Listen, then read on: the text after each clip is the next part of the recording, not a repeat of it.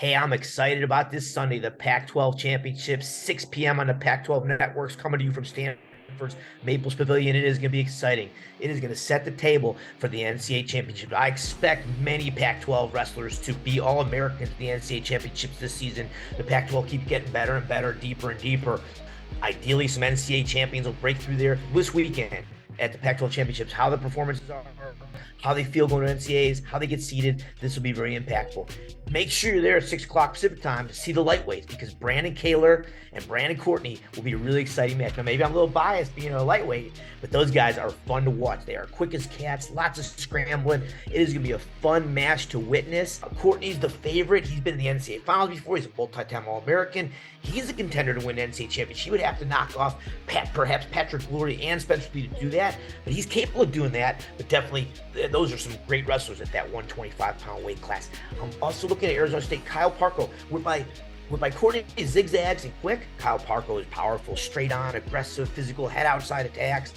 I met Kyle at a clinic. Every time I come to the area, I do clinics to promote wrestling, promote the youth. I met him at a clinic I did at his school. He's coached by Rich Bailey, a Bakersfield graduate, and he was so impressive. His success is no surprise. He's been training year-round for a decade, doing great. So I look forward to seeing him excel. But when I get to Stanford, looking at those guys, those two I'm looking at right there for Arizona State, Courtney and Parko. But let's make sure we watch the big man, Colton Schultz. He was in the Olympics last year in Greco-Roman wrestling, representing the United States.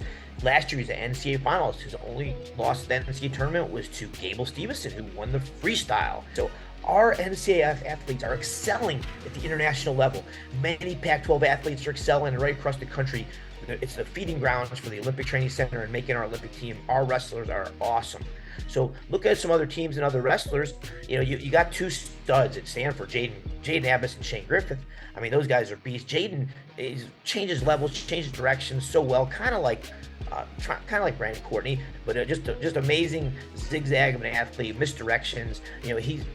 His uncle Steven was an Olympic silver medalist. His dad Jerry was a 4-time NCAA finalist for Bakersfield. Amazing family of wrestling, and that's something great about our sport. Shane Griffith for Stanford, boy, he won NCAAs as a sophomore, and Stanford was on the cutting blocks, sadly, for a brief period of time, and the excitement he brought to our sport and to Stanford wrestling helped them not only keep the sport but grow it to the next level, and really they're doing great.